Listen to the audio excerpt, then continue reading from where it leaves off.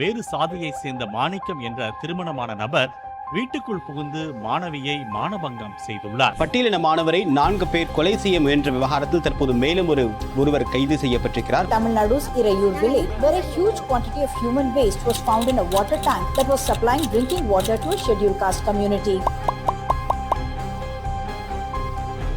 In Tamil Nadu's Tirupur district, a Dalit man named Pratap was allegedly attacked by 15 men after a dispute with a caste Hindu. Things escalated when Pratap filed a police complaint. He was stopped on his way home, kidnapped, attacked and subjected to verbal abuse. One of the alleged perpetrators is a son of Kurukuppalayam Panchayat president and an influential leader in BJP. Pratap sought help, leading to his rescue by the authority. He now wants action against his attackers. In Madurai, 2 drunk men attacked 5 Dalits, including a 6-year-old boy. The 2 drunk men went looking for a person named Kannan from the SC community. A verbal dispute arose when they asked the 3 Dalit youth for Kannan's address, leading to an attack with a sickle on the Dalit group. Even a passerby, Periyar and his 6-year-old grandson were injured in the altercation. Both attackers have been apprehended and charges under IPC section 307 and relevant sections of SC/ST Act have been filed against them. In a separate incident, in Tirunelveli district, 2 men from the scheduled caste community were attacked by a bunch of men from an intermediary caste, just because these 2 were from a nearby Dalit hamlet. These men attacked the duo with weapons, stripped them and urinated on them. This is the same Tirunelveli that saw the gruesome attack on 2 school-going Dalit kids a few months back. All these incidents happened within a couple of months, and all this violence was inflicted upon Dalits by the dominant intermediary caste. These cases make it clear that the oppressors, be it of caste or class, would do anything to reassert certain social dominance. They will remain dominant only if the oppressed exist, and to ensure that happens, violence is inflicted. Gruesome, insulting violence. According to Dalit human rights activist Kadir of Evidence, this kind of brutal violence is inflicted upon Dalits has increased substantially in the last 2 years. Violence involving brutal, gruesome methods is not just to inflict pain, but to insult the victim. Caste violence often includes slapping across the face, apart from punching and kicking. A punch intends to hurt, but a slap aims to insult. The attackers switch to weapons after that. The next step, irrespective of the gender, is stripping. This way, they are also being stripped of their dignity, not just their clothes. The next move would be invading them, some form of sexual assault. And this happens almost all the time with women. As a finishing touch, they will be stripped of any residual emotions or feelings by smearing feces on them or urinating on them or something even worse.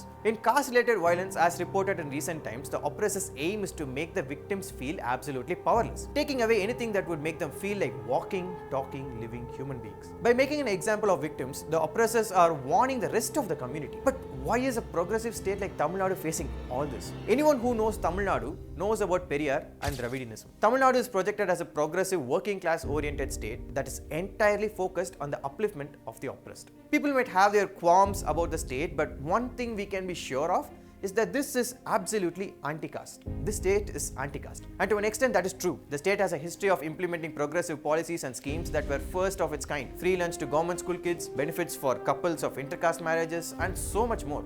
These are just some of the many socially progressive steps. A strong anti-caste movement led to a major chunk of Tamils dropping their caste surnames. While there are plenty of progressive moves, it is hard not to see the dark underbelly. Caste atrocities are still a reality. The fact that most of the direct violence inflicted on Dalits and Adivasis is by the intermediary caste is unmissable. What many activists claim to be a larger problem is the existence of a power belt that wields the authority to implement such social welfare schemes to its full extent. They have control over almost everything from corporations to cops. This power belt happens to be dominated by strong intermediary castes who are actually accused of being the perpetrators of violence against Dalits in most cases of atrocities against SCs and STs. Though the seed of caste, which has its root in the Varna system, were sown by Brahmins, violence to maintain it is exercised by the intermediary caste. They are not among the highest of castes, but they are the most powerful and the influential ones, economically, socially and politically. They took over what Brahmins left behind. Professor Stalin Rajangam, author and a Dalit activist, points towards a lack of proper long-term studies or analysis of schemes that were implemented to the upliftment of oppressed. Mr. Rajangam draws an example from the government's move to create a village called Samatopuram or Equality Village. Officially known as Periyar Ninaivu Samathuvapuram or Periyar Memorial Equality Village, it is a social equality initiative by the government of Tamil Nadu. It aims to enhance social harmony and diminish caste-based discrimination. The scheme involves the construction of villages consisting of 100 houses each, accommodating individuals from diverse castes. These villages include a community hall, a burial ground, and which is shared by all residents. Though this is a wonderful initiative, the lack of proper implementation, follow-up, and research to study the changes or differences made this particular scheme futile. Samathuvapuram residents have complained of casteism of many forms within the equality village. Corruption and lethargy of the government officials are pointed out as reasons for the situation. Though obvious follow-up question of why this hasn't been fixed by the Dravidian government can be easily answered by looking at the vote bank politics of the state, which revolves to a great extent around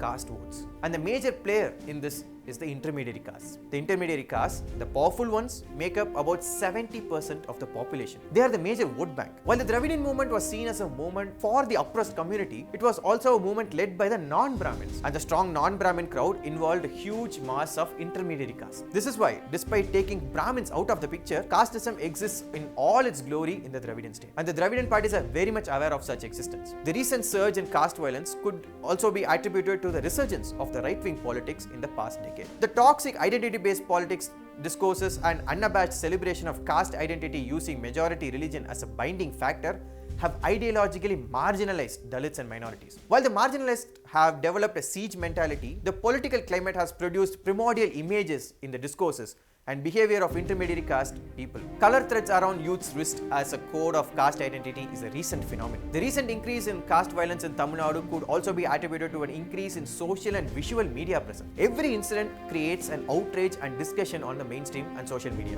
NGO and human rights activists serve as watchdogs to criticize the ruling dispensation and monitor the progress. Though this creates a perception that Tamil Nadu is witnessing to frequent caste violence, it also points to the fact that such things never go unnoticed or taken lightly. Stalin Rajangam even mentions that the evolution of Dalit politics in the recent times has led to an increase in identity politics that aims at self-preservation. And in certain cases, there seems to have been sense of acceptance among Dalits themselves. So even within the Dalit community, there exists several factions now, much more than what used to be the case. Many recent films with Dalit perspectives have been hugely successful that critically examine the inadequacy of social reforms and try to fathom the collective unconscious of the Tamil people to expose the psychic residue of caste consciousness in them. DMK party still enjoys the support of Dalits, who actually helped the party win the last assembly election. The schemes implemented in the state stand as examples of the seriousness of the government in curbing casteism, but where it fails in its effectiveness is in the implementation and follow-up. And all these great policies would mean nothing if the government does not